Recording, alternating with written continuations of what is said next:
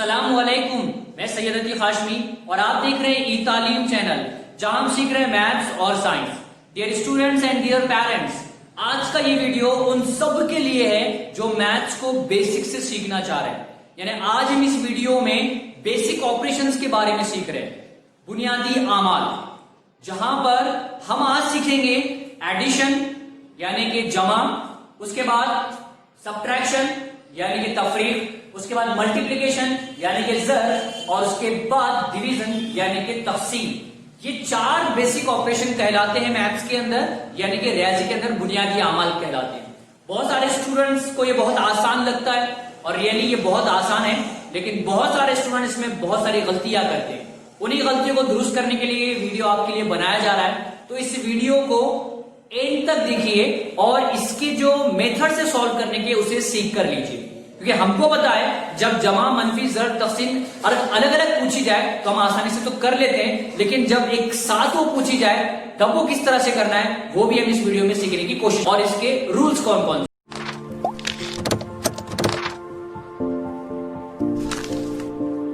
उसके हम रूल्स के हिसाब से देखेंगे। सबसे पहले आपको याद रखना है कि अगर पहला नंबर जमा का हो और दूसरा नंबर भी जमा का हो तो तब जमा होती है, यानी कि उसका जो आंसर है वो जमा का आता है।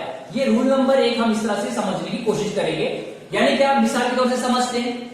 पहली मिसाल देखिए, यहां पर 4 है, जमा की अलामत है, और यहां पर 5 है। क्या होगा आंसर? तो यह सिंपल है कि ये पहले अदद के पास कोई अलामत नहीं है, कोई सिंबल नहीं है, इसका मतलब क्या है, ये जमा है। और उसके बाद ये 5 के साथ क्या है, ये जमा की अलामत। ये जमा और ये जमा क्या होता है, जमा जमा जमा होता है, और इसका आंसर कितना होगा, 5 + 4, ये होगा 9। बहुत सिंपल है। उसके बाद दूसरी मिसाल लेते हैं, 3 + 8। 3 + 8 कितना होता है, सिंपल, पहला जमा दूसरा जमा, तो जमा जमा जमा ही होता है। 8 + 3 कितना होगा, वो होगा 12। कितना आसान था, सिंपल था। अब चलते हैं रूल नंबर 2 की तरफ। रूल नंबर 2 क्या कहता है कि अगर पहला जमा है और दूसरा मनफी है तब आपको क्या करना है, मनफी करना है। कैसे, तो उसे हम मिसाल के जरिए समझने की कोशिश करते हैं। अब देखिए यहां पर दिया हुआ है 8, उसके बाद मनफी की अलामत है और यहां पे दिया हुआ है 4। अब देखिए पहला अदद तो जमा का है, लेकिन दूसरा अदद कौन सा है, मनफी का। तो जमा मनफी क्या होता है, देखिए यहां याद रखिए, जमा मनफी क्या होता है, प्लस माइनस क्या होता है, माइनस होता है, मनफी होता है, हमेशा याद रखना है। तो यहां पर देखिए 8 में से 4 गए, कितने रह गए, ये रह गए 4। क्लियर। अब देखिए यहां पर इसी तरह का एक और एक मिसाल लेता हूं। मैं पहले 4 को लिखता हूं, बाद में 8 को लिखता हूं। देखिए यहाँ पे 4 जमा के और ये 8 मनफी के। अब बहुत सारे स्टूडेंट यहाँ पे गलती क्या कर बैठते हैं, देखिए 8 में से 4 गए तो 4 है, और 4 में से 8 गए तो अब भी 4 जवाब आता है। क्या सही है ये? जी नहीं, 4 जवाब आएगा लेकिन वो मनफी की अलामत लगेगी। तो यहां पर आपको ये बात समझना जरूरी है कि मनफी कब लगेगा और मनफी कब नहीं लगेगा।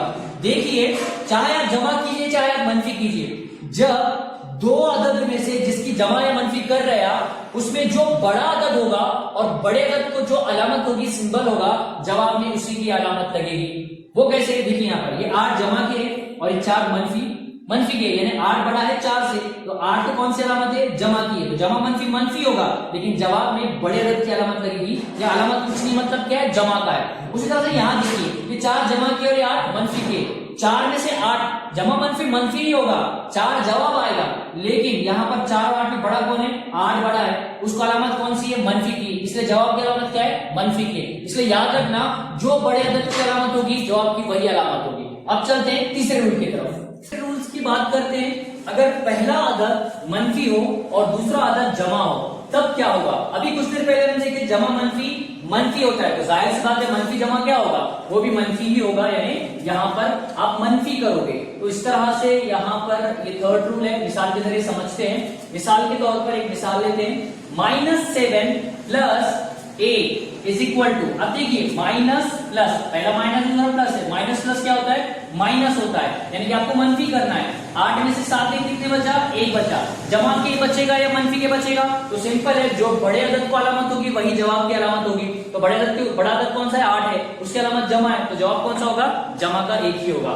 अगर ऐसा होता तो क्या होता, अगर ये -8 होता और जमा 7 होता, तो अब यहां पर समझिए, यहां पर 8 है लेकिन मनफी क्या है, जमा। मनफी जमा क्या होता है, मनफी होता है, अब यहाँ से 8 में 7 के तो एक ही जवाब आएगा, लेकिन यहाँ आपको देखना है कि बड़ा अदद यहाँ मनफी का है और छोटा जमा का है, तो बड़े अदद की जो अलामत होती है जवाब की वही अलामत होती है। तो ये आप समझ लीजिए कि मनफी कब आएगा और मनफी कब नहीं आएगा।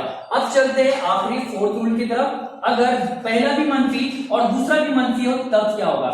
याद रखना, अगर पहला मनफी और दूसरा मनफी हो तब दोनों का जमा होता है, यानी कि एडिशन होता है, प्लस होता है। कैसे? तो हम यहां समझते हैं। अब देखिए मिसाल के जरिए, यहां पर -5 -10 इज इक्वल टू क्या होगा? -5 -10, पहला भी माइनस का है, दूसरा भी माइनस, माइनस माइनस क्या होगा? प्लस होगा। तो 10 और 5 कितना होता है? 15। लेकिन फिर हमको याद रखना है बड़े अदद की जो अलामत होगी जवाब की वही अलामत आती है। तो बड़ा अदद कौन है? यहाँ पर 10 है, 10 की अलामत क्या है? माइनस है, तो यहाँ पर जवाब क्या होगा? -15 होगा।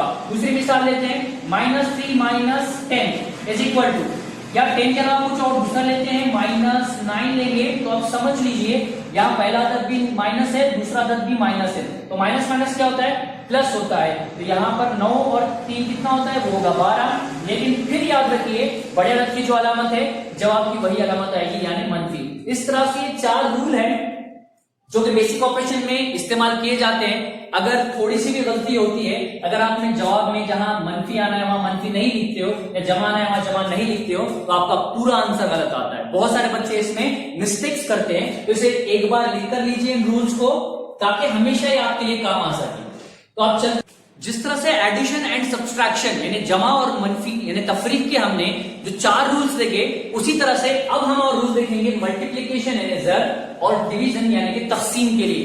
देखिए क्या है, देखिए यहाँ वही है कि पहला अगर प्लस होता है और दूसरा प्लस होता है तो सिंपल है मल्टीप्लीकेशन के अंदर और डिवीजन के अंदर, तकसीम के अंदर, तब जवाब प्लस ही होगा, कोई बदलाव नहीं आएगा, कोई चेंजेस नहीं होगा। मिसाल के तौर पर यहाँ पर देखिए 4 ज़र 5 क्या हो गया?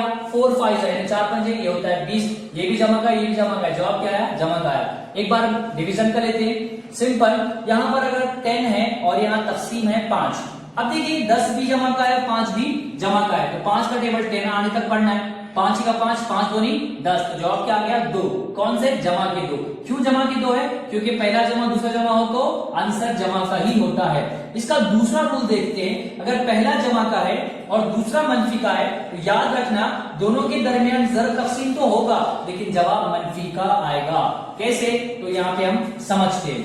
देखिए यहाँ पर अगर यहाँ पर -4 है इंटू 2 है, तो अब देखिए ज़र है तो यहाँ पर ज़र भी होगा, तो 4 दूनी क्या हो गया? 8, लेकिन यहाँ पर मनफी है। अब यहाँ पर ऐसा कुछ भी नहीं है कि पहले मनफी रहो या बाद में मनफी हो, अगर एक भी मनफी रहा तो आंसर यहाँ पर मनफी ही आएगा। एक बार तकसीम का लेते हैं, यहाँ पर लीजिए 4 तकसीम वही लेते हैं 2। अब देखिए 2 का टेबल 2 आने तक, 4 आने तक, 2 का तो 2 दूनी 4, लेकिन यहाँ मनफी है इसलिए यहाँ पर जवाब मनफी का आएगा। इस तरह से ये 2 रूल है। तीसरे रूल की अगर हम बात की जाए तो अगर हम पहले यहाँ पर 10 ले जो कि जमा का है, उसके बाद ज़र करें और यहाँ पर अदद हम कौन सा ले? मनफी के 2 ले, तो क्या होगा? देखिए यहाँ पर ज़र होगा 10 दूनी 20 होगा, लेकिन यहाँ पर एक मनफी है इसलिए मनफी के 20 होगा। तकसीम भी वैसे ही देखते हैं, हम यहाँ पे 10 ज़र सॉरी तकसीम यानी कि डिवीजन -2। अब देखिए यहाँ पर 2 के टेबल में 10 कब आता है? 2 5 का, यानी 2 पंजे 10, यहाँ 5 जवाब आएगा, लेकिन मनफी का आएगा क्योंकि यहाँ पर एक अदद को मनफी है। पहले तक रहने दीजिए या फिर बाद में रहने दीजिए, कोई फर्क नहीं पड़ता, जवाब आपका उसी तरह से आता है।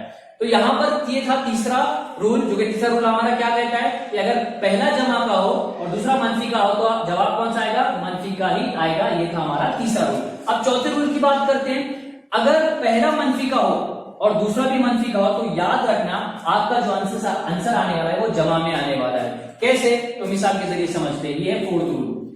-6 इंटू -3 लेते हैं, यानी कि यहाँ पर ज़र होगा, लेकिन ये मनफी मनफी क्या होता है? ये यहाँ पर कैंसिल हो जाएगा, तो यहाँ पे होगा 6 का टेबल 3 तक पढ़ लीजिए, 6 3 6 या 18 होता है, तो जमा के 18 आएगा। एक बार तकसीम कर लेते हैं, -6 तकसीम और -3, तो ये क्या हो जाएगा? यहाँ पर भी माइनस माइनस कैंसिल होगा, 3 का टेबल 6 तक पढ़ना है, 6 आने तक, 3 दूनी 6, जवाब कौन सा आ गया? जमा का आ गया, जमा के 2 गए। इस तरह से रूल्स है, इस रूल को फॉलो करना है और इस तरह से आपको ये जो 4 बेसिक ऑपरेशन है उसे सॉल्व करना है। अब चलते हैं, जब एक साथ ये आएंगे यानी कि जमा मनफी ज़र तकसीम एक साथ अगर आपको पूछा जाएगा तो सबसे पहले किसको करना है और फिर किसको करना है, चलो समझते हैं।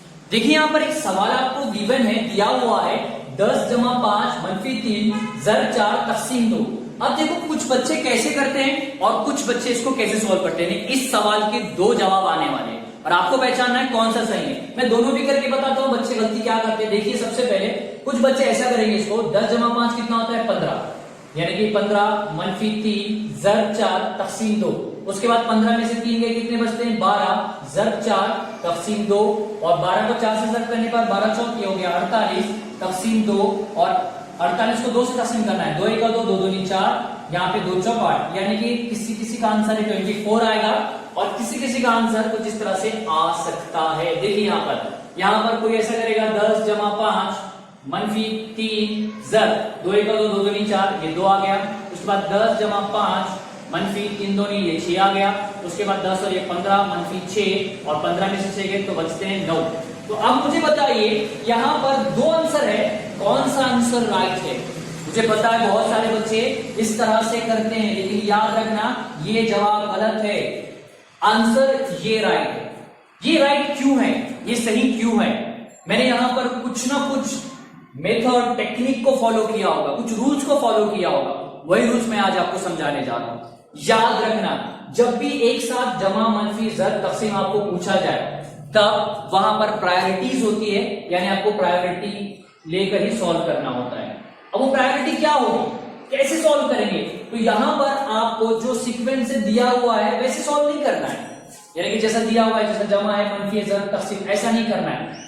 इस पूरे सवाल के अंदर सबसे बड़ी प्रायोरिटी जो होती है वो होती है तकसीम की, यानी डिवीजन की। ये सबसे पहले नंबर 1 पर आता है, वो कहीं पर भी रहने दो सवाल के अंदर, सबसे पहले आपको किसे सॉल्व करना है, तकसीम को सॉल्व करना है। उसके बाद कौन सा प्रायोरिटी के अंदर, वो है ज़र, यानी कि दूसरे नंबर पे आपको किसको सॉल्व करना है, ज़र को। और तीसरे चौथे नंबर पे आप दोनों में से किसको भी कर सकते हैं, लेकिन हम एडिशन को तीसरा मान लेंगे और सब्ट्रैक्शन को चौथा मानेंगे। जमा मनफी में कोई प्रॉब्लम नहीं है, पहले जमा कीजिए मनफी कीजिए, लेकिन यहां पर आपको पहले तकसीम करना होता है, फिर ज़र करना होता है। उसके बाद इस तरह से जब आप सॉल्व करते हो तो आपका आंसर यहां पर करेक्ट आता है। बहुत सारे बच्चे एग्जाम्स में सॉल्व करके आते हैं, लेकिन कुछ बच्चे ऐसे सॉल्व करते हैं इसके उनके मार्क्स कम हो जाते हैं, और जो ऐसे करते हैं उनको फुल मार्क्स मिलते हैं।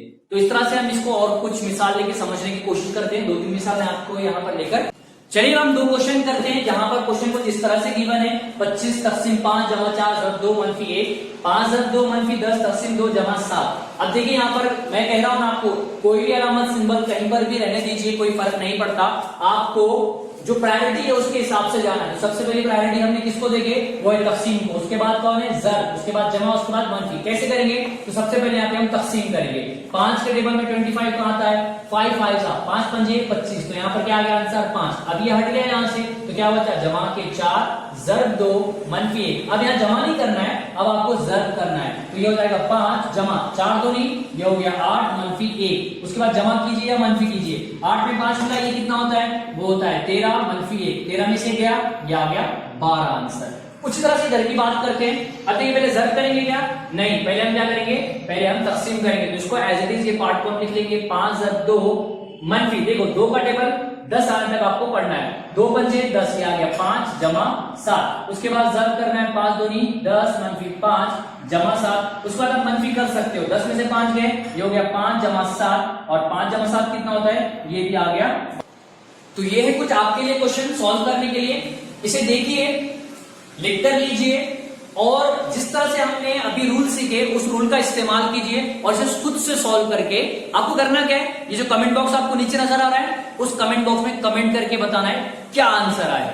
इसी तरह से इतालियन चैनल की वीडियोस को देखते रहिए, इंशाल्लाह बहुत जल्द इस बेसिक का 3rd पार्ट अपलोड किया जाएगा। जितना हो सके अपने फ्रेंड्स तक शेयर कीजिए ताकि सबका फायदा हो। Thank you so much.